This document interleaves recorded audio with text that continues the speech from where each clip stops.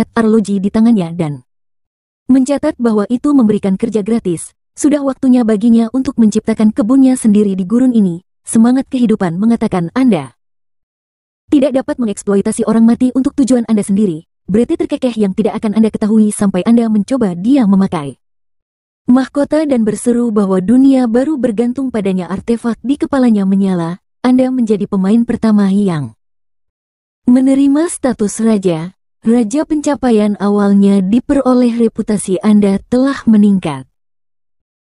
Penerus pencapaian tiran diperoleh, reputasi buruk telah meningkat secara signifikan. Sang pahlawan tersenyum canggung. Dia melihat ke jendela pemberitahuan. Anda dapat menghidupkan kembali kerajaan Kopia atau membuat milik Anda jika diketahui itu. Anda mewarisi judul dari raja terkutuk, reputasi buruk Anda akan meningkat. Apakah Anda ingin menemukan kerajaan? Brunet memutuskan bahwa dia tidak membutuhkan rumor dan lebih baik melakukan sesuatu yang lain. Sekarang dia mengulurkan tangannya ke depan dan mencoba memanggil prajurit Fata Morgana dalam menanggapi dukun membaca pemberitahuan arus karakter Anda.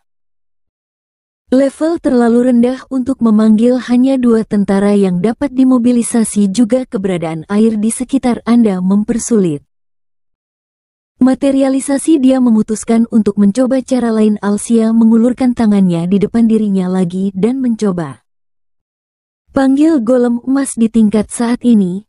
Tidak mungkin Anda tidak dapat membangkitkan golem tanpa mana. Pria itu menghela nafas dan berkata bahwa dia masih harus menaikkan level, dan sebelum itu dia bahkan tidak memikirkan pria pahlawan. Pergi mencari jalan keluar dari sini. Mei duduk di gurun Samantha menggantung di atasnya dan mengklarifikasi bahwa gadis itu pasangan tersedot ke corong pasir. Gadis berambut merah bertanya mengapa asisten dukun itu masih ada dan jika pasangannya melakukan sesuatu yang mencurigakan. Gadis itu gugup dan melambaikan tangannya yang menggambarkan detailnya.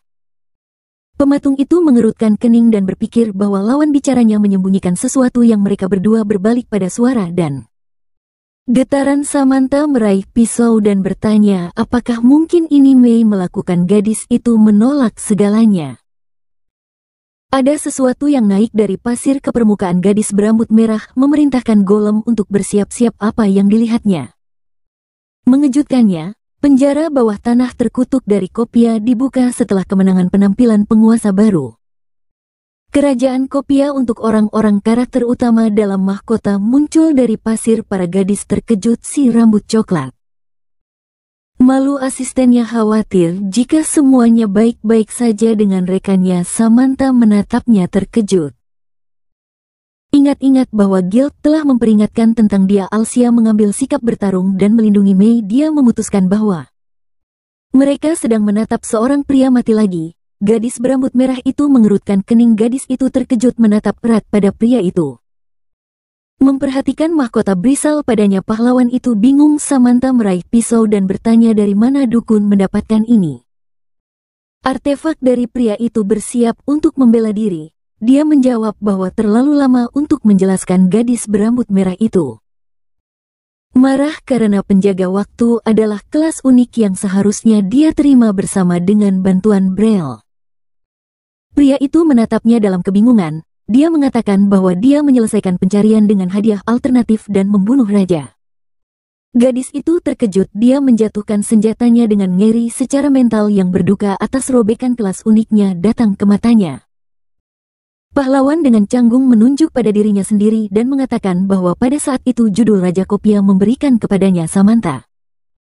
Terkejut dia berpikir bahwa sekarang promosi kelasnya secara langsung bergantung padanya. Jendela pemberitahuan yang muncul di depan dari gadis itu mengatakan pencarian kelas setelah kematian tiran Brisal. Raja baru muncul jika Anda bisa mendapatkan kepercayaannya. Anda akan dihargai hadiah untuk belas kasihan. Samantha mengepalkan tinjunya. Dia mengguncang pria itu berdiri memutuskan itu.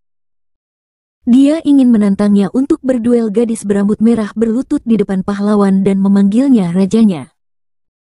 Brunet terkejut. Dia mengucapkan selamat kepadanya atas penobatannya. Alsia bingung mengapa dia berlutut.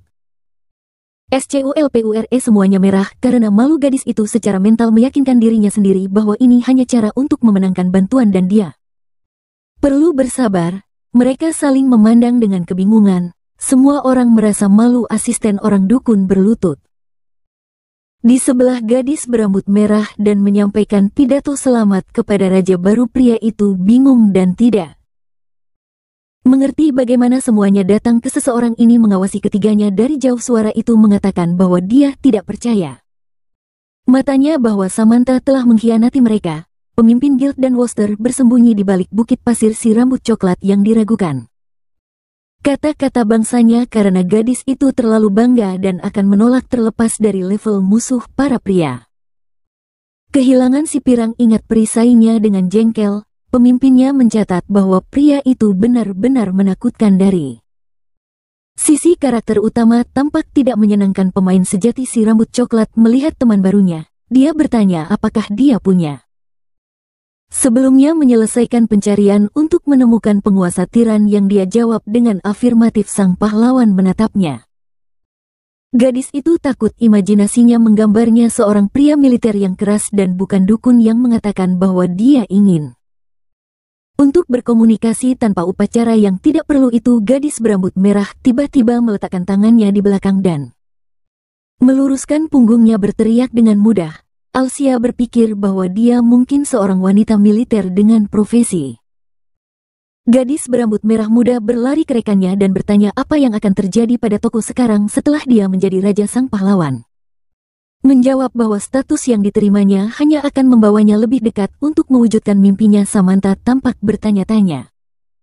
Di lawan bicara, dukun melepas mahkotanya dan mengatakan bahwa dia sekarang bisa melakukan floristry menggunakan tanah kopia kerajaan dan buka toko di sini. Mei bertanya apa hubungannya antara floristry dan kekuatan kerajaan. Gadis itu menatap lawan bicaranya dengan terkejut dan bertanya apakah mereka bisa menjalankan toko bunga di padang pasir. Sang pematung masih tidak mengerti apapun yang disinggungkan oleh pahlawan. Dia mengangguk kembali. Teman-temannya melihat ke belakang. Air sedang memercikan, di mana Corong telah menjadi si rambut coklat tersenyum dan menjelaskan bahwa roh Brisal telah memecahkan kutukan dan mata air sudah mulai kembali ke keadaan mereka sebelumnya. Apalagi aliran air bawah tanah yang kuat secara aktif meledak ketika pahlawan berusaha keluar dari sana. Mungkin berlari ke air dan mengaguminya. Memperhatikan hal itu, sebuah oasis bisa muncul di tempat ini. Alsia meminta gadis berambut merah untuk berdiri dengan perhatian dan didengar sebagai tanggapan. Ya, Sir. Dukun itu memandang asistennya dengan puas dan sepakat bahwa tampaknya lebih baik baginya untuk memulai.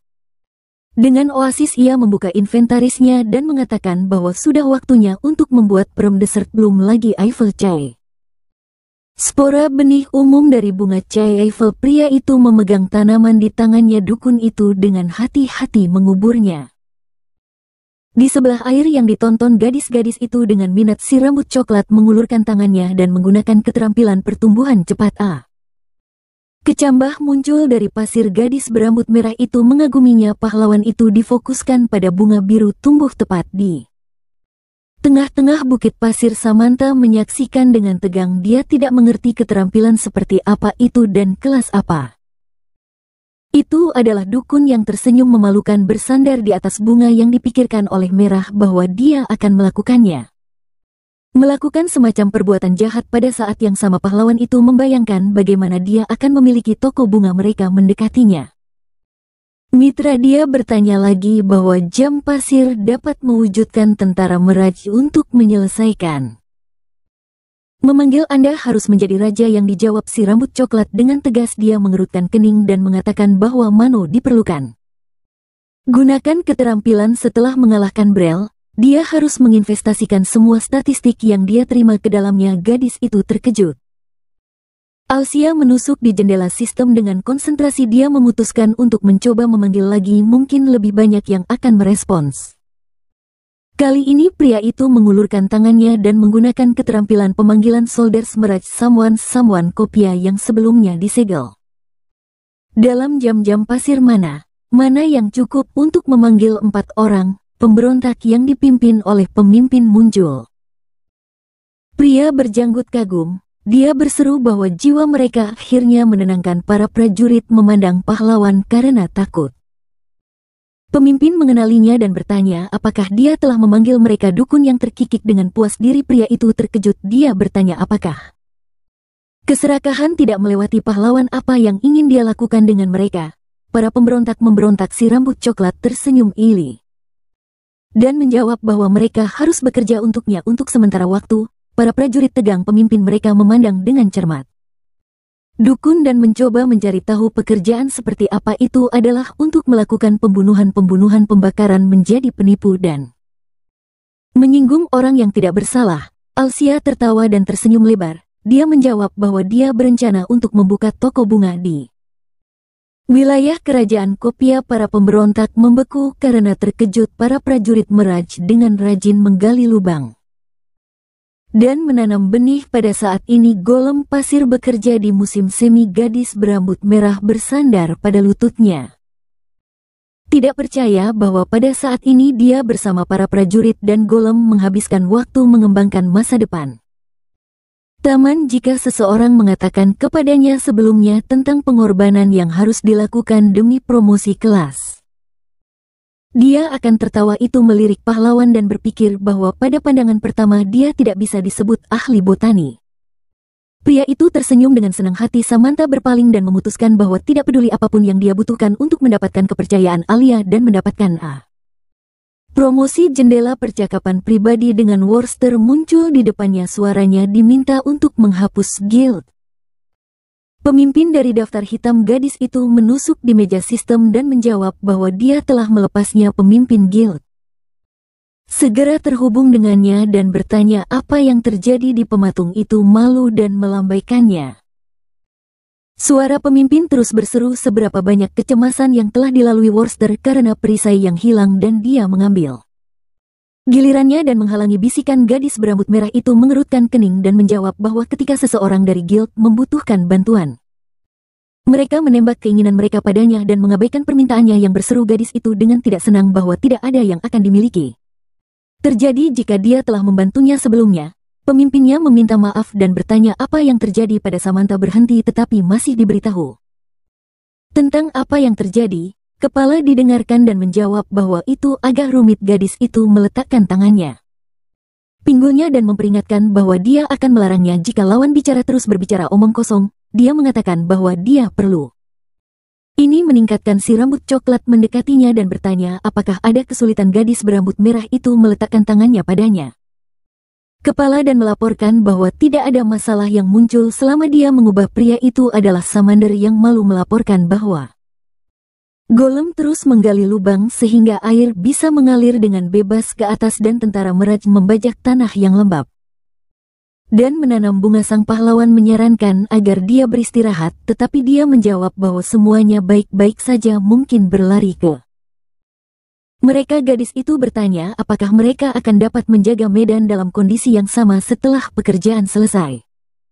Lagi pula saat berhadapan dengan pasir, Anda perlu mempertimbangkan kemampuan mengalirnya. Dia khawatir tanah longsor akan terjadi jika mereka memanggil golem. Kemudian si rambut coklat memandang makhluk pasir dan mengatakan bahwa tidak materi karena tujuan utamanya adalah untuk melembabkan tanah yang dia tidak ingin menunggu air naik secara alami. Alsia mengerutkan kening dan menyarankan agar mereka dapat menggali tanah selama 2 bulan dan kemudian volume air tanah yang masuk akan tingkatkan beberapa kali. Asistennya tersenyum dan sepakat bahwa 2 bulan menggali bukan apa-apa untuk golem. Samantha ngeri. Dia bertanya lagi. Teman-temannya memperhatikan bahwa dia kaget.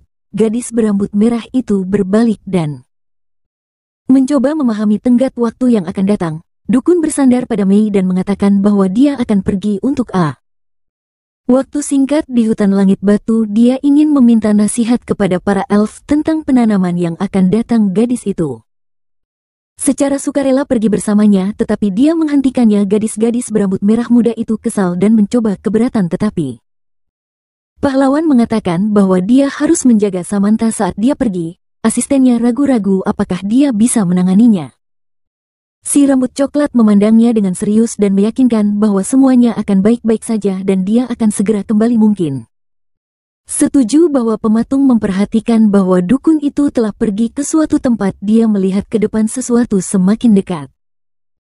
Gadis itu senang dan berharap itu adalah seseorang dari guild bersama mereka bisa mengambil mahkota Brisal untuk diri mereka sendiri. Samantha membekukan kerumunan elf membawa Alsia yang duduk di atas tahta. Pria itu tersenyum dan merasa khusus gadis berambut merah kagum dengan apa yang dia lihat. Dukun itu turun ke tanah. Semua elf di sekitar tampak padanya dengan kekaguman. Si rambut coklat meminta maaf karena harus membawanya sejauh. Peri itu keberatan sehingga mereka tidak bisa menolak seseorang yang khawatir tentang kebangkitan gurun perem. Mereka senang bahwa Alsia bahkan berhasil temukan air. Tanah peri mendekati musim semi dan mengatakan bahwa seiring waktu roh air dapat menetap di sini dan gurun akan memiliki kesempatan untuk menjadi tempat yang berkembang lagi. Dia memandang tentara Meraj di sisi lain. Brunet menegang. Sang dukun mulai secara aktif menggerakkan dan menjelaskan kepada lawan bicaranya bahwa orang mati yang ia sewa adalah kontraktor yang bekerja untuk upah per jam terendah. Elf mengangguk puas dan mengatakan bahwa pria itu benar-benar seorang dukun. Dia telah mendengar banyak cerita dari Penatua tentang bagaimana Tiet menyelamatkan seluruh pasukan orang mati. Rupanya tuduhan pahlawan melewati hal yang sama dengan cepat untuk menyetujui. Di sisi lain para pemberontak menghela nafas dan mencoba memahami apa yang mereka lakukan di sini. Wanita berambut merah menyaksikan. Dia belum pernah melihat elf tunjukkan minat pada pemain seperti ini. Mereka menuju pahlawan. Samantha mencoba memperingatkannya bahwa orang yang sudah lama bertele-tele orang bisa menyerang. Gadis berambut merah muda itu mendekati peri itu dan menyapa. Pria itu tersenyum mundur dan bertanya bagaimana dia melakukan. Gadis dari guild tidak bisa mempercayai matanya. Dia membeku dengan kaget. Yang mereka semua adalah elf yang tampak tegas pada dukun dan berkata bahwa dia akan dengan cepat melihat-lihat dan mulai menanam toko bunga yang dirasakan protagonis. Canggung dia hanya membutuhkan nasihat tentang cara merawat kebun yang diilhami peri. Dia meyakinkan bahwa toko bunga itu di atas segalanya dan Alsia akan senang dengan pekerjaan mereka. Domba berambut coklat setuju dan segera mulai menggambarkan visinya tentang toko. Para elf memutuskan untuk terlebih dahulu pergi ke hutan langit batu untuk menyimpan bahan dan promis untuk kembali dalam beberapa hari. Samantha tampak takjub pada kerumunan elf yang gembira dan keduanya pemain yang dia pikir dia tidak akan pernah melihat sesuatu yang lebih aneh. Sementara Alsia mencurahkan dirinya sepenuhnya untuk bertani. Kota Idan di benua yang jauh telah sepenuhnya diambil alih oleh guild yang mengklaim sebagai yang terkuat di dunia baru. Guild Rusia Brown beruang kepada para anggotanya dikenal karena perampokan gila mereka yang ketat. Dungeons, tindakan menjijikkan, rasisme dan juga kekuatan mereka yang sangat besar yang memungkinkan mereka untuk menangkap seluruh kota. Dan hari ini sudah waktunya untuk memulai penobatan. Jendela sistem mengatakan banyak orang telah berkumpul di pemain Idan. Dan NPC datang untuk menonton penobatan. Meskipun Brown Bear Guild jelas kasar dan mengabaikan tradisional, nilai-nilai ini masih merupakan pencapaian besar dalam sejarah dunia baru. Prajurit botak beralih ke pemimpinnya dan menelepon. Dia lebih dekat ke tepi. Seorang pria jangkung mendekatinya. Kepalanya yang botak berkedip. Dia berkata bahwa gelar Guild Lepe adalah sudah di masa lalu dan sekarang dia adalah raja pertama di dunia baru. Seorang pria besar dengan bekas luka di kepalanya memegang gelas dan smirket subjeknya dengan cepat meminta maaf. Level 314 Guild Leader Krun the Brown Bear Guild berada di ambang baru pencapaian sejarah. Pria itu melihat ke bawah dari dinding benteng dan menarik perhatian semua orang. Ada kerumunan di bawah. Hoken mengumumkan bahwa sejak saat ini dia adalah penguasa baru Idan sehingga kota akan diganti namanya menjadi coklat. Beruang negara. Dia meninggalkan tentara di bawah bersukacita dan berteriak bahwa dia adalah pengumuman global raja sejati yang Anda miliki. Mengumumkan kepada dunia bahwa Anda telah menjadi raja negara beruang coklat. Pemain-pemain kedua telah dilahirkan. Dunia baru pemimpin terkejut. Semua orang membeku setelah membaca pengumuman itu. Para prajurit bertanya-tanya siapa Raja pertama adalah pria itu sangat marah dan mengguncang seorang pelayan muncul dari belakang Krun memerintahkan agar yang pertama. Raja ditemukan dengan cepat dan dibawa kepadanya di forum semua orang mendiskusikan siapa raja pertama yang dipegang pria itu. Telepon dan menyeringai saat ini Yam Jim pahlawan melakukan deadlift sumo, temannya duduk di belakangnya dan menunjukkan telepon yang dikatakan orang itu bahwa orang-orang tergila-gila dengan seragam si rambut coklat itu menjawab bahwa dia sangat sibuk. Dalam permainan, pahlawan beralih ke temannya si pirang mengatakan bahwa dia berbicara tentang kepala kulit dari Persekutuan Rusia beruang Brown. Mereka memulai kegiatan mereka sebagai kelompok kecil tetapi kemudian mengumpulkan rasis dari semua. Di seluruh dunia mereka menjadi guild yang kuat dan besar. Lawan bicara terkejut bahwa gerakan seperti itu masih berkembangnya. Si pirang mengatakan bahwa diskriminasi berdasarkan kebangsaan adalah pelanggaran serius di dunia kita tetapi itu jelas bukan masalah dalam permainan, hanya saja dalam kenyataannya orang tidak dapat melakukan apapun yang mereka inginkan. Dia memandangnya telepon dan menambahkan bahwa guild telah mempersiapkan penobatan untuk waktu yang sangat lama. Banyak membual tetapi pada akhirnya ia menjadi yang kedua protagonis menegang temannya sedang melihat smartphone-nya dengan minat dan mengatakan bahwa jika orang-orang dari guild menemukan raja pertama yang akan mereka kejar dan bunuh dia dan lagi sampai dia menyerah dan meninggalkan permainan selamanya. Si rambut coklat mulai berkeringat. Si pirang menatap lawan bicara dan mengatakan bahwa meskipun orang yang tidak dikenal telah menjadi raja, ia bahkan belum mengumumkan judul baru itu. Dia tidak sia-sia. Wajah pahlawan itu gelap. Dia berpikir bahwa jika dia mendirikan negara baru, para pemain pasti akan menerima pengumuman global. Alsia memasuki permainan. Mei sudah ada di sini. Dia melihat dukun dengan kekaguman dan bertanya apakah dia benar-benar raja pertama di dunia baru. Yang dengan gugup memalingkan muka, dia menjawab bahwa jika itu jadi dia akan mengalami masalah yang disepakati gadis itu. Gadis berambut merah muda itu beralasan bahwa mengenakan mahkota sebenarnya tidak berarti Anda adalah seorang raja. Alsia merasakan aura yang tidak menyenangkan. Dia berbalik di sekitar Samantha berdiri di belakangnya. Dia menyapa Yang Mulia melalui gigi tergantung. Orang itu tegang. Sang pematung menatapnya dengan marah sementara Mei tersenyum dengan hati-hati. Brunette sedang berpikir bagaimana membuat gadis berambut merah itu tidak mengungkapkannya. Asisten dukun itu melambaikan tangan dan memberitahu gadis itu bahwa Alsia bukanlah raja pertama. Lawan bicara yakin akan yang berlawanan Samantha. Cemberut dia berpikir bahwa toko bunga itu adalah penutup biasa sehingga orang akan melihatnya gila untuknya. Awal pencarian Brownbeard adalah hasil yang beruntung mungkin berjalan dan pahlawan mendekati gadis berambut merah itu. Dia mengklarifikasi bahwa dia mengerti semua yang dijawab gadis itu dengan afirmatif. Pria itu gugup dan diminta untuk tetap diam tentang segala sesuatu di muka.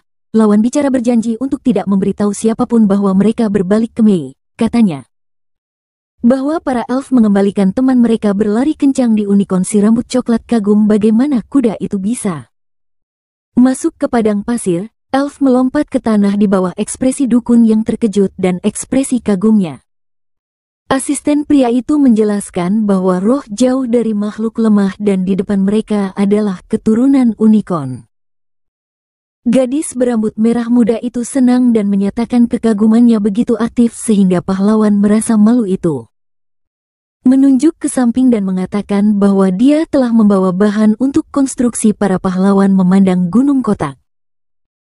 Moontree Mythical kelas penggunaan tidak ada. Ini adalah kayu pohon yang berisi cahaya bulan dan matahari. Bahannya tahan terhadap panas dan menjadi lebih kuat di bawah sinar bulan. Pahlawan berterima kasih kepada peri yang gemetar.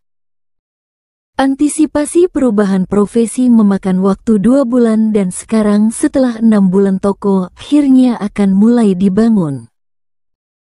Brunette melompat ke atas. Wajahnya terdistorsi. Dia berteriak bahwa ini adalah semua jiwanya yang benar-benar diinginkan. Mei dan peri memandang ke arah pahlawan terbakar dengan tekad gurun di tepi pohon reservoir rumah dan tempat tidur dukun. Dengan senang hati membawa papan dan menyaksikan pembangunan elf membantunya membawa bahan-bahan yang dia tanyakan apakah pahlawan itu menyukai bangunan yang dia jawab dengan tegas dan bertanya apakah dia benar-benar tidak bisa membantu lawan bicara dengan sopan. Menolak mengatakan bahwa seseorang harus tahu cara menangani kayu pohon bulan di samping saat jatuh malam itu diletakkan akar ke tanah dan secara praktis kebal terhadap mantan yang mempengaruhi si rambut coklat yang didengarkan. Dengan penuh perhatian peri mengatakan bahwa meskipun dia adalah seorang dukun akan lebih mampu menangani materi seperti itu. Alsia memandang papan bersinar Samantha berlari ke kayu dan membeku dengan terkejut. Dia terkejut dengan pahlawan. Kemampuan percakapan pribadi dengan kuasan suara gadis itu mengatakan bahwa kayu pohon bulan adalah bahan yang luar biasa itu. Digunakan untuk membuat busur dan panah tetapi sangat jarang dan hanya elf yang dapat bekerja dengannya, lawan bicara mengatakan itu. Hampir semua kayu pohon bulan ada di benua Hasper di kekaisaran terkuat Leon dan di tempat di mana roh kumpulkan sangat sedikit pohon bulan yang tumbuh di sana selain perdagangan monopoli kekaisaran sehingga harga Moonwood sederhana. Sky High, gadis berambut merah bersandar pada kotak dialog dan bertanya berapa banyak seluruh rumah yang dibuat dari ini. Biaya Kwon tertawa dan menjawab bahwa jika Anda memperkirakan maka beberapa miliar. Samantha terkejut, dia menoleh ke karakter utama dia dengan sembrono bertanya kepada peri apakah dia bisa memecahkan satu papan untuk bunga-bunga yang menyenangkan tumbuh di tempat terbuka di tengah. Dari gurun sang dukun mengagumi mereka, dia mengeluarkan benih pohon suci dan memutuskan sudah waktunya untuk menanamnya.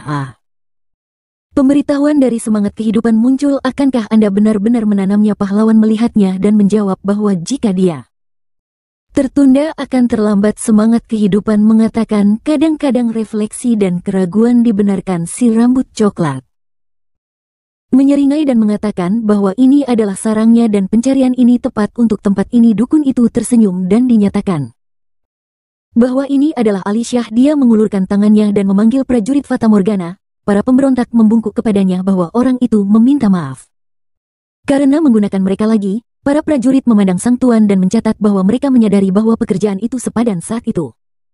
Mereka melihat hasil kerja mereka. Pemimpin memejamkan mata dan berpikir bahwa tuannya tidak seperti Brisel dan aroma bunga mekar di padang pasir adalah harapan mereka, bukan kutukan. Alsia tersenyum dan meminta orang-orang untuk membawa hitam tanah dan campur dengan kotoran unicorn untuk pupuk. Pria berjanggut itu berkeringat dan berpikir bahwa harapan mereka sedikit kotor dan tidak berbau seperti bunga. Benih pohon ilahi tergeletak di dalam lubang. Pria itu tersenyum tegas dan memutuskan bahwa bahkan jika dia gagal, benih tidak akan pergi kemanapun. Semangat kehidupan menyarankan agar dia berpikir lagi. Brunette mengambil sekop dan menjawab bahwa dia sudah cukup berpikir dan melakukan semua yang dia bisa. Dia tersenyum dan mulai untuk mengisi lubang roh kehidupan. Ketika orang-orang itu menyatukan pahlawan, sang pahlawan menyeka keringat dari dahinya. Penanaman selesai, ia beralih ke pencarian kelas jendela pemberitahuan untuk memenuhi janji ke pohon ilahi. Anda akhirnya menanam benih di tanah. Metode penanaman tidak diketahui, tetapi hanya dukun yang memiliki kemampuan untuk menumbuhkannya. Jika Anda berhasil berkecambah akar dan mencapai kemunculan saluran, Anda akan dapat ketahui kehendak pohon ilahi yang dipenuhi pahlawan dan memutuskan bahwa ini adalah pembaruan untuk pencarian semangat. Hidup mengatakan saya tidak berpikir, sehingga keduanya pergi ke padang rumput bunga yang ditunjukkan pria itu bahwa toko bunga dukun itu ada. Arah Penatua melepas kerudungnya. Dia mengatakan bahwa di sekitarnya ada pilihan toko bunga pohon ilahi. Alsia dan Penatua duduk di meja di seberang satu sama lain. Pria itu tidak berharap dia datang ke sini, kata peri itu. Bahwa dia ingin melihat toko yang wanita itu tersenyum dan mengklarifikasi bahwa pria itu telah memulai kebangkitan ilahi. Pohon sang dukun menjawab dengan tegas dan mengatakan bahwa dia akan melakukan segala upaya. Eldis tersenyum hangat, dia mengatakan itu untuk para penatua pahlawan itu seperti pemandu di antara mereka dan pohon ilahi. Peri mendengar, mata menggerutu samar dari Pohon ilahi si rambut coklat terkejut dan ditanya lagi. Si penatua tertawa dan menjawab bahwa pohon itu mengeluh itu. Itu sangat tidak nyaman di bawah matahari yang terik. Pria itu bergerak-gerak dengan gugup. Wanita itu terkekeh bahwa tidak ada perlu terlalu khawatir karena pohon ilahi selalu menggerutu. Si rambut coklat mulai berkeringat. Dia berkata bahwa dia telah menanamnya di tempat. Dia memilih tempat itu sendiri sehingga dia pikir semuanya akan baik-baik saja. Si pirang menjawab dengan tersenyumlah bahwa pohon itu telah mempercayakan segalanya kepada dukun dan mereka tidak dapat mengganggu keputusannya. Itu perlu untuk membantu pohon berakar untuk menenangkannya. Pahlawan yang memikirkannya yang disarankan Elda. Untuk benih seperti bunga. Sebelum Alsia terkejut, dia meraih kepalanya membayangkan monolog tak berujung untuk 2 atau lebih banyak bulan. Dukun itu memandang lawan bicaranya dan mengatakan bahwa dia punya pertanyaan. Ada hidangan dan labu. Meja Samantha menyandarkan sikunya di atas meja. Pahlawan itu sedang memasak sesuatu yang ditanyakan gadis itu jika tidak sudah naik level karena pria itu terus membuat makanan sejak kedatangan penatua yang disiapkan. Sup dari bunga chai Eiffel, dukun yang disiapkan biji bunga goreng. Pria berambut coklat melihat labu itu. Dengan serius gadis itu mengawasinya. Alsia mengatakan bahwa bahkan bunga chai Eiffel dia hanya bisa meneliti 60. Dia menemukan ini aneh, jadi dia bertanya kepada penatua. Dia menjawab bahwa hanya karena dia pandai menanam bunga tidak berarti dia tahu segala sesuatu tentang mereka. Tidak semua bunga hanya membutuhkan pengamatan. Masing-masing dari mereka memiliki penggunaan sendiri. Beberapa digunakan sebagai bahan obat atau tonik, lainnya dibuat menjadi bumbu. Terakhir kali para elf mengirim palsu dalam kue bayam itu dikombinasikan secara harmonis 15 bahan yang kagumnya. Elda mengatakan bahwa untuk maju lebih jauh dia tidak hanya membutuhkan untuk mengamati bunga tetapi juga mempelajari semua cara mereka digunakan. Setelah melakukan ini, dia akan dapat mendengarnya. Suara-suara sekarang. Gadis berambut merah itu mengerti mengapa si rambut coklat melakukan kemajuan penelitian bunga Eiffel ini. 75 biasanya ditemukan di hutan Rock Love Morning karena suara seruling dengan mudah beradaptasi dan bertahan di mana saja. Lingkungan yang tersembunyi dari efektivitas mendeteksi efek pemulihan kesehatan yang lemah. Dukun beralih ke Samantha. Dia mengatakan itu.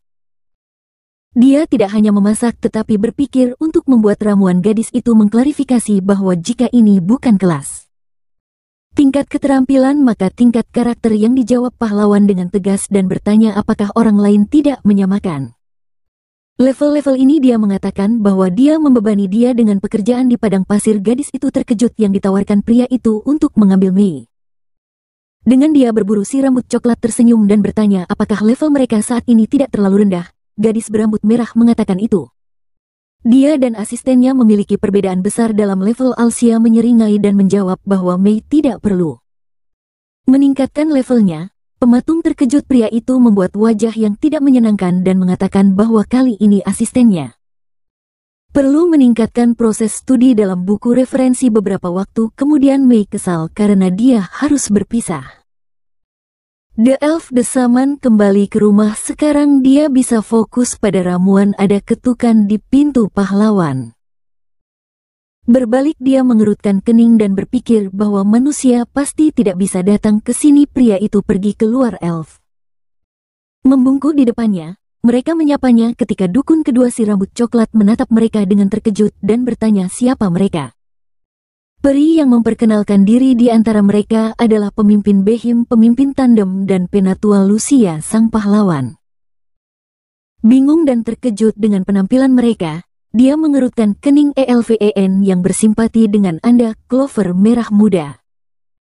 Kalung meningkatkan bantuan para elf tanpa syarat percaya pada dukun. Kepentingan para elf meningkat secara signifikan. Para penatua tersenyum. Lucia mengatakan bahwa mereka datang setelah mendengar suara pohon ilahi. Bahkan para penatua dari suku-suku lain mendengar suaranya. Para elf melihat sekeliling rumah di kebun rumah sejati dari dukun. Seluruh bidang bunga di tengah gurun. Sang pahlawan merasa malu. Para pemimpin suku tersenyum. Sementara dukun itu tegang, wanita itu mengatakan bahwa Tilite akan menyukainya karena dia adalah orang aneh yang tertawa. Bahwa dia telah jatuh cinta pada trik dukun dengan sup serangga berkali-kali. Para elf dengan riang mendiskusikan caranya. Tilite yang pernah kencing di atas pohon ilahi Alsia terkejut mengapa ini bukan perbuatan buruk bagi mereka. Orang itu mengerutkan kening dia. Bertanya-tanya apakah para elf ini benar-benar ingin pindah ke sini. Forum itu mendiskusikan migrasi. Tiba-tiba elf si pirang menuntut temannya menjelaskan apa yang terjadi pada lawan bicara duduk di beranda di bawah payung. Pria itu mengulurkan teleponnya dan menunjukkan foto di mana pahlawan itu berdiri di sebelah elf si rambut coklat mengatakan bahwa itu tidak mudah untuk dijelaskan. Dia bertanya apakah si pirang ingat bahwa dia memulai permainan di Rockscape Forest di mana ada banyak peri itu. Orang itu mengerutkan kening dan bertanya apakah pahlawan itu ada hubungannya dengan relokasi orang yang sudah lama. Yang berambut coklat gugup dan memalingkan lawan-lawannya terkejut. Dia memandang temannya dengan tidak senang dan menjawab bahwa dia sangat gugup sehingga jari-jari kakinya hanya menari. Sang protagonis tersedak minumannya. Pirang bersandar di atas meja dan berseru apakah temannya benar-benar di tengah situasi yang belum pernah terjadi sebelumnya. Pria itu tidak menyangkal itu. Dia menyelesaikan ceritanya dan menatap serius pada lawan bicara. Dia meraih kepalanya. Marah karena keberuntungan dalam permainan, si rambut coklat condong ke depan dan mengatakan bahwa dia hanya bermaksud untuk diam-diam menjalankan bunga. Berbelanja, temannya menjawab bahwa kesempatan seperti itu datang sekali seumur hidup. Jeho menjawab bahwa baginya membuka bunga toko adalah kesempatan unik. Sisi lawan bicara pirang menggedor meja dengan tidak senang dan mengatakan bahwa Rockscape Forest selalu menjadi neraka yang hidup bagi para pemain. Itulah sebabnya ada begitu banyak pencarian yang baik di dalamnya. Dia tidak bahagia bahwa temannya menyembunyikan petualangannya darinya. Si rambut coklat itu malu dan menjawab bahwa dia belum membungkuk temannya dalam permainan yang dituntut oleh pria itu. Pahlawan itu berkeringat dan memalingkan muka. Dia berkata bahwa dia sederhana menerima beberapa pencarian ketika dia berteman dengan elf. Keberadaan mereka dipertaruhkan. Pria itu memulai miliknya. Story Sunset. Si rambut coklat menyelesaikan ceritanya. Si pirang mencatat bahwa temannya bermain lebih baik daripada yang dia harapkan dari pahlawan. Menatapnya dan bertanya lagi. Lawan bicara itu malu dan menjawab bahwa dia berasumsi bahwa Jeho akan benar-benar sibuk dengan bunga dan dia secara bersamaan melakukan pencarian. Pria itu malu. Teman itu tersenyum dan bertanya jika dia menerima pencapaian raja pertama. Si rambut coklat berubah pucat dan bergegas membantah pemikiran ini. Blonde melihat ke bawah dan bertanya apa yang terjadi dengan jari kaki pahlawan lagi jika ini adalah lelucon percakapan pribadi. Dengan otot-otot yang kuat, suara itu mengatakan bahwa dia akan segera tiba di gurun perem. Sang dukun mengakhiri panggilan dan mengerutkan kening dia.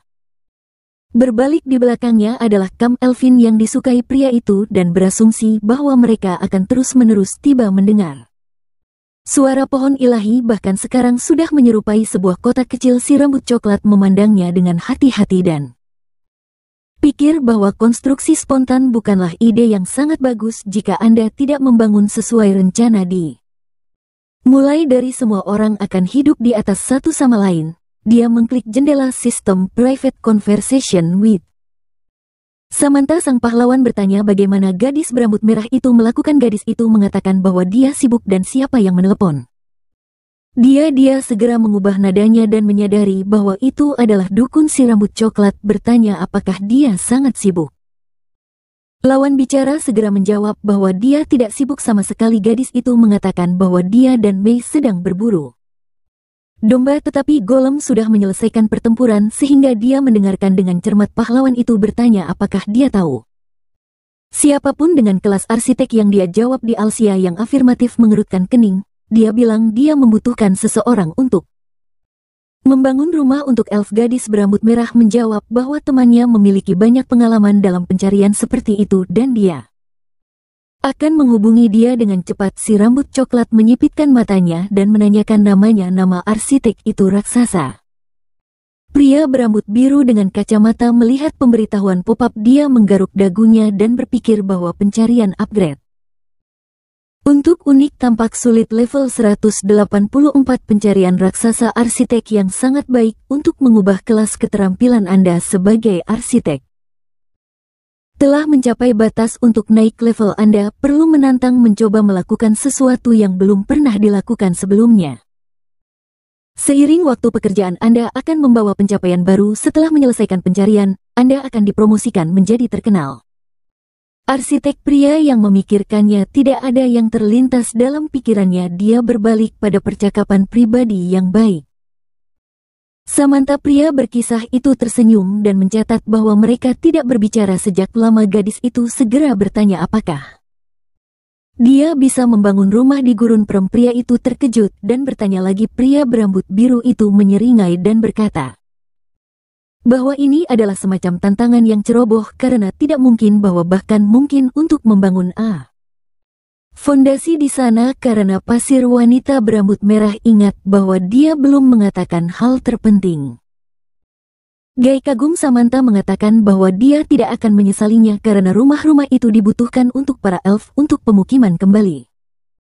Tawon raksasa terkejut itu. Gadis itu mengatakan bahwa dia membutuhkan seseorang untuk membangun rumah bagi para elf. Arsitek terkejut dia dengan cepat sadar dan mengatakan bahwa dia sudah menuju ke sana beberapa saat kemudian di tengah-tengah gurun perem.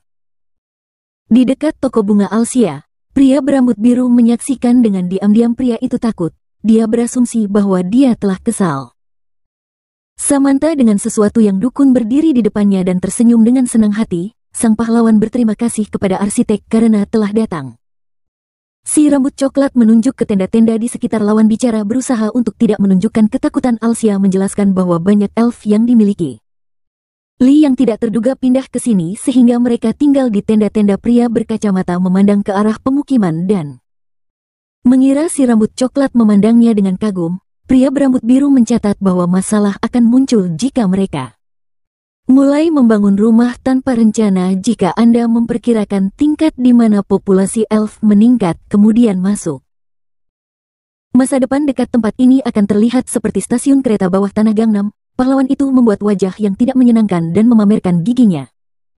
Arsitek itu ketakutan. Alsia mengatakan bahwa seorang profesional segera terlihat. Dia bersyukur bahwa pria itu telah tiba untuk membantu begitu cepat. Si rambut coklat melihat lawan bicara dan tersenyum. Dukun itu mengatakan bahwa dia ingin menciptakan tempat yang bagus untuk peri sehingga mereka bisa tinggal di sini. Pahlawan meminta bantuan arsitek yang dia lihat ke arah suara jendela. Pemberitahuan muncul. Anda memiliki hak. Seorang raja. Anda dapat membuat pencarian yang dipikirkan berambut coklat untuk momen dan meminta lawan bicara untuk menunggu menetapkan tujuan pencarian. Alsia mengerutkan kening dan mendefinisikan tujuan sedang membangun sebuah kota tempat elf akan tinggal. Mengatur hadiah yang disifatkan oleh pria itu menyadarinya ada sesuatu cocok untuk pengaturan pencarian. Twilight Fence Shield selesai setelah mengkalibrasi sistem pencarian akan dibuat.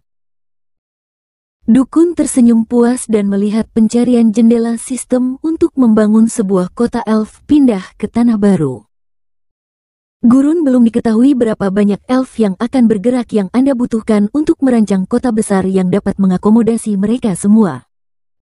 Setelah berhasil menyelesaikan pekerjaan, Anda akan meningkatkan tingkat minat para elf di dalam. Anda memberi hadiah pagar senja.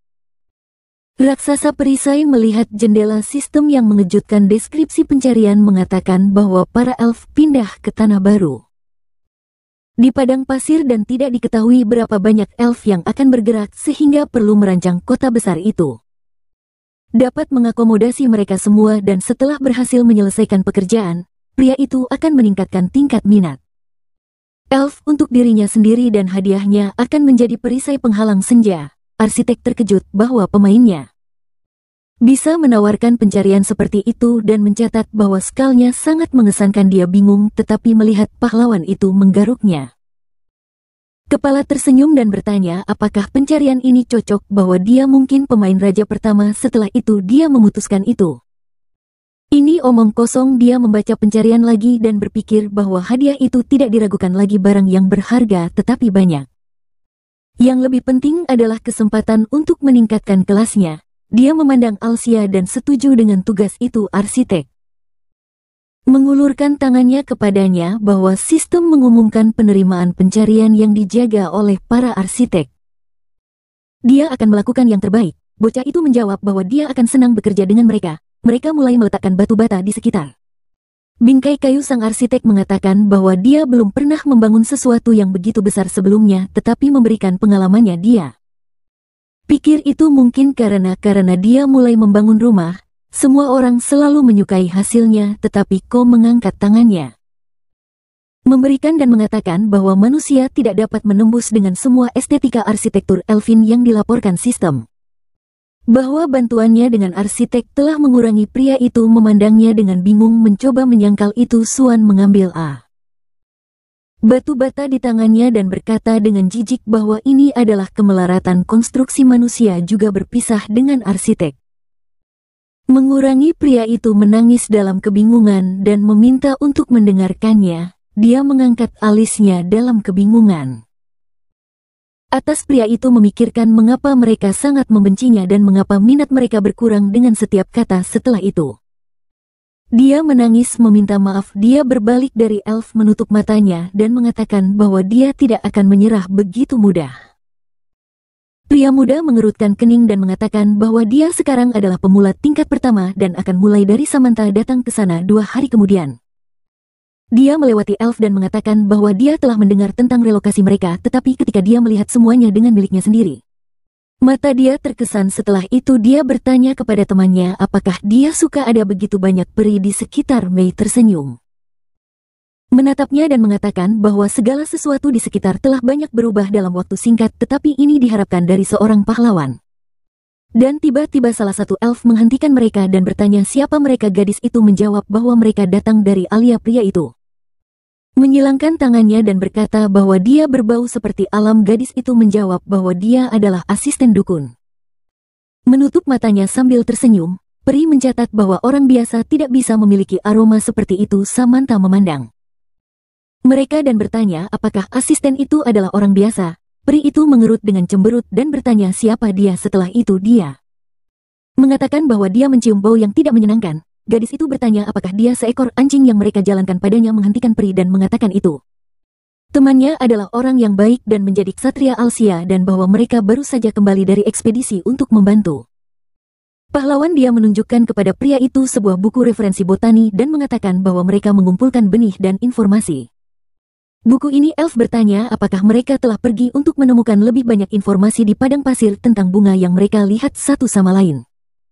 Dengan senyuman, gadis itu mengkonfirmasi bahwa pria itu mengatakan bahwa mereka bisa lewat. Dia mengalihkan pandangannya ke gadis berambut merah dan berkata bahwa dia harus berhati-hati. Peri menatap matanya dan menambahkan bahwa beberapa hari yang lalu seorang anak laki-laki yang menjengkelkan datang mereka untuk membangun rumah. Jika dia tidak ingin menjadi seperti dia harus berperilaku baik. Gadis itu tidak mengalihkan pandangan darinya. Tiba-tiba menyadari siapa yang dia bicarakan tentang Giant berbaring di tanah. Para gadis mendatanginya bahwa pria itu menangis dan menggumamkan sesuatu tentang tidak menjadi arsitek dan memandang temannya dan bertanya siapa dia. Gadis itu menjawabnya dia adalah seorang arsitek terkenal yang dia undang atas permintaan pahlawan. Setelah itu dia bertanya apa yang terjadi. Alsia datang terserah mereka dari belakang dan mengatakan bahwa elf tidak menyukai orang dan bahkan jika dia berbicara kepada mereka tidak ada yang akan berubah. Karena dia tidak akan dapat menghilangkan permusuhan mereka terhadap arsitek. Gadis itu memalingkan muka dan berkata bahwa dia pikir dia tahu mengapa dia seperti itu. Orang-orang memandangnya dengan terkejut dan bertanya apa maksudnya. Gadis itu ingat saat-saat pahit bertemu para elf dan mengatakan bahwa semua anggota kelompok menjalani ini dan bahwa para elf memperlakukannya dengan sangat dingin dan Alsia pengecualian. Pria itu melipat tangannya sedikit, mengerutkan kening dan bertanya apakah dia berbicara tentang kelompok itu yang anggotanya mengenakan jubah. Gadis itu mengkonfirmasi ini dan mengatakan bahwa dia tinggal bersama mereka saat itu. Terus-menerus mengkhawatirkan kata-kata orang lain, pikiran yang tidak bisa mengungkapkan pendapatnya sehingga dia bergabung dengan mereka. Peringkat dia berbalik dengan senyuman dan mengatakan bahwa dia menguasai satu hal di sana, tidur di bawah langit terbuka dan mengemis. Orang-orang itu bertanya lagi, tidak dapat dipahami. Mereka memandang arsitek yang sedih. Pria itu bertanya apakah dia menjadi gila karena dia adalah seorang arsitek terkenal dan tidak mengharapkan sikap seperti itu yang dijawab gadis itu dalam hal itu. Kasus mereka perlu membantunya mengatasi trauma mentalnya. Alsir mengangkat kepalanya dan bertanya apakah mereka bisa melakukannya karena sudah telah berlangsung selama 2 hari. Mei menatapnya mengerutkan kening dan mengatakan bahwa itu bukan trauma mental. Bocah itu bertanya apakah dia ingin mengatakan bahwa anggota kelompok seperti tinggal di hutan Lux. Dia menyentuh dadanya, menundukkan kepalanya dan mengatakan bahwa dia telah beradaptasi untuk tinggal di sana. Mei melihat mereka mengangkat tangannya dan bertanya apakah dia bisa meminta bantu. Sang pahlawan mengerutkan kening dan bertanya lagi apa artinya. Gadis itu mengatakan bahwa dia ingin meminta kelompok itu untuk meneruskannya. Pengetahuan kepada arsitek tentang bagaimana berkomunikasi dengan Eles. Alsia sedikit mundur dan mengatakan bahwa itu mungkin. Jika ada hasilnya maka ditanya apakah dia tahu cara menghubungi mereka. Gadis itu membuka jendela sistem dan menjawab di afirmatif, kemudian mengatakan bahwa dia masih anggota organisasi dan dia memiliki pesan di suatu tempat yang dia tunjukkan. Dialog Anda meminta orang-orang itu untuk melihatnya. Bocah itu memperhatikan bagaimana mereka memanggilnya monster yang dia sukai dengan tidak senang. Gadis itu menundukkan kepalanya dan mengatakan bahwa orang-orang ini juga membutuhkan bantuan karena mereka terjebak di hutan dengan peri. Pahlawan bertanya kepadanya apakah mereka berkewajiban untuk membantu mereka. Dia menoleh padanya dan mengatakan bahwa mereka membutuhkan pekerja. Alsia menatap matanya dan setuju dengan sinar matahari yang hangat ini menerangi mahkota pohon di atas. Sisi lain dari hutan sistem melaporkan bahwa bantuan jerami peri akhirnya menjadi netral. Orang-orang di Tudung mulai bersukacita atas hal ini dan memberi selamat kepada pemimpin atas sikap netral air mata peri yang muncul. Matanya dia mengatakan bahwa meskipun situasinya sangat disayangkan tetapi dia yakin bahwa jika mereka tidak menyerah. Tiba-tiba dia menerima permintaan untuk percakapan pribadi dengan Mei. Dia menjawabnya. Orang-orang di belakangnya meledak.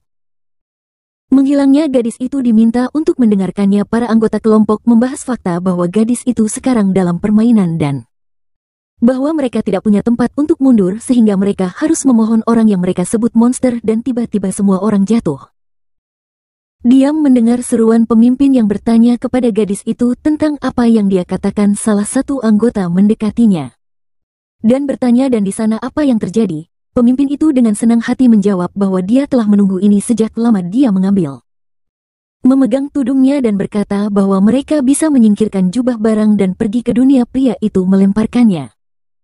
Kloak. Orang-orang memandangnya dalam kebingungan, tidak memahami apa yang terjadi. Pria itu mengangkat tangannya di atas kepalanya, air mata muncul di matanya. Dia berkata bahwa mereka memiliki kesempatan. Tiba-tiba dia terdiam mendengar suara peri itu dari belakangnya yang mengatakan bahwa mereka membuat suara pada jam larut malam. Peri itu mengerutkan kening dengan ketidaksenangan yang dihembuskan dan mulai marah.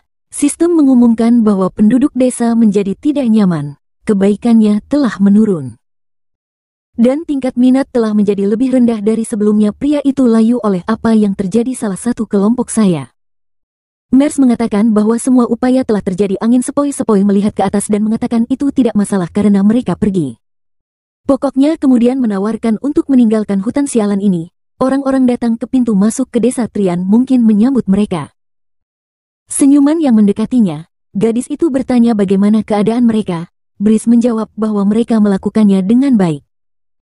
Kemudian mengatakan bahwa ketika dia mengatakan dia datang sendirian sebagai perwakilan dan 50 orang lainnya tetap di desa Gladia. Menatapnya sambil tersenyum dan bertanya apakah dia yakin semuanya baik-baik saja. Kemudian mengatakan bahwa dia ingin jika memungkinkan untuk membawa semua 50 orang bersamanya. Gadis itu menutup matanya dan menjawab dengan senyuman bahwa semuanya baik-baik saja dan itu pria itu akan pergi bersamanya dan sisanya akan dibawa oleh peri yang berdiri di belakang Ray melepaskan kepalanya.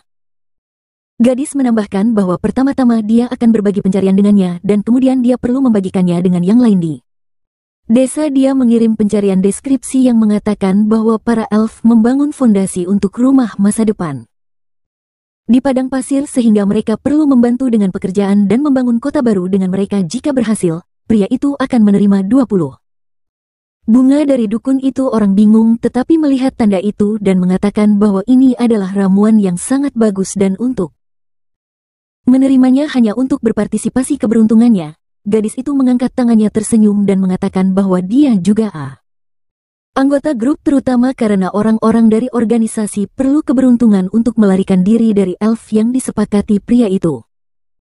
Bersamanya dia menoleh ke peri di belakangnya dan mengatakan bahwa dia bisa memulai. Pria itu bertanya kepada pria itu di mana sisa orang-orang. Dia mengerutkan kening dengan marah dan memerintahkannya untuk berbicara. Angin mulai tergagap karena takut. Peri itu mengatakan bahwa dia akan memberi mereka kesempatan hanya karena orang palsu telah memintanya, sehingga pria itu tidak boleh mengecewakan mereka. Angin sepoi-sepoi padanya dalam ketakutan dan setuju bertanya-tanya apakah ini sinar matahari yang hangat di atas bunga biru. Pria menyebutnya pemandangan luar biasa, sebuah rumah kesepian berdiri di tengah-tengah. Angin sepoi-sepoi mengangkat tangannya dan bertanya apakah itu benar-benar gurun, karena dimanapun dia melihat bunga tumbuh. Alsia mendekatinya dan memperkenalkan dirinya. Pria itu menyambutnya dan berpikir bahwa wajah ini masih menakutkan. Para elf menyaksikan mereka dengan marah. Sang pahlawan itu mengatakan bahwa sebagai pria itu sudah tahu alasan membuat pencarian adalah bahwa elf memutuskan untuk memindahkan salah satu dari mereka. Bertanya apa itu pria bau ini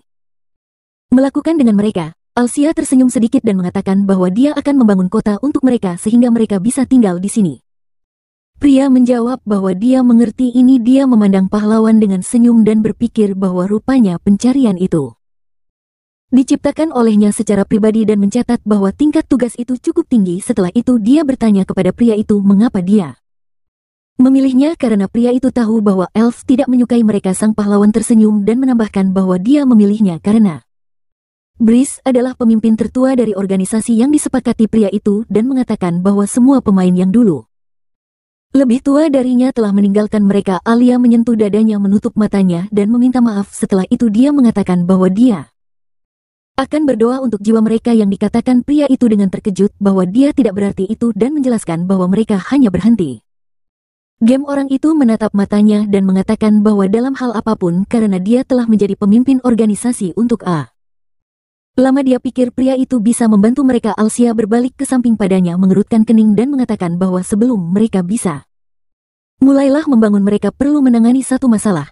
Dia memandang pria itu dengan marah dan memintanya untuk mengikutinya. Angin sepoi-sepoi tersentak ketakutan dan raksasa setuju duduk di sebelah bunga biru yang mengatakan bahwa bunga itu sangat indah, tetapi dia sendiri jauh lebih buruk. Pria itu sedih tapi tersenyum dan mengatakan bahwa itu tidak layak. Bahkan Unornve dicampur dengan kotoran. Dari mana pupuk dibuat? Setelah itu dia menambahkan bahwa semua orang seperti bahwa orang-orang mendekatinya. Pahlawan mengatakan bahwa arsitek telah berada di negara bagian ini selama beberapa hari. Brice memandangnya dengan terkejut dan mengatakan bahwa arsitek itu pada tahap keempat. Alia mengerutkan kening. Mei tampak dari belakangnya dan mengatakan bahwa ini adalah tahap kehilangan total harga diri. Dia sedikit tersenyum dan mengatakan bahwa dalam organisasi orang-orang bersama-sama saling membantu mengatasinya ini, tapi dia tidak ingat detail yang pria itu memandang pahlawan dan mengatakan bahwa mereka membedakan 5 tahap.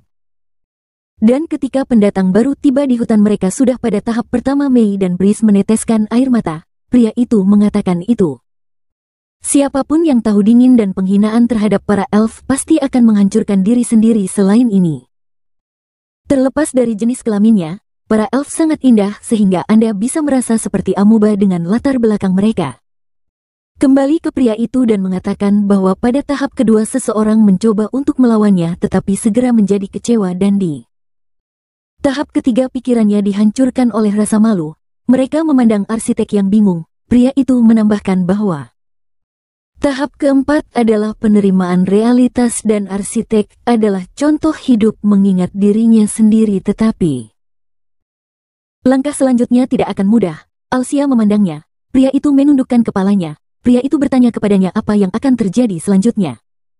Brice mengatakan bahwa biasanya organisasi itu berhasil memperbaikinya pada waktunya dengan mengintervensi situasi. Dia tersenyum menangis di matanya dan berkata bahwa kelompok itu membantu menerima dirinya sendiri dan hidupnya sehingga pada tahap kelima orang hanya melepaskan harapan dan harapannya, tetapi tentu saja itu sulit dan dia bahkan tidak bisa mengatakannya. Kepastian bahwa dia sendiri telah sepenuhnya lulus ke tahap kelima dapat dengan senang hati menjawab yang mengikuti pahlawan berada di tahap kedua. Alsia memuji mereka berdua. dia mengangkat tangannya dan mengatakan bahwa arsitek seharusnya merancang kota, tetapi setelah tiba dia jatuh ke dalam depresi angin mengatakan bahwa ini biasanya terjadi ketika seseorang bertemu elf. Tanpa persiapan dia menatap mata bocah itu, pria muda itu mengatakan bahwa inilah sebabnya dia ingin meminta dukungan. Breeze mengatakan bahwa sekarang mereka hanya dapat membantu lulus ke tahap kelima. Dia tiba-tiba melihat sesuatu yang dicari untuk mengubah profesi dibuka di hadapan pria itu, deskripsi yang menyatakan bahwa pria itu bisa menyebut dirinya seorang ahli bukan dengan.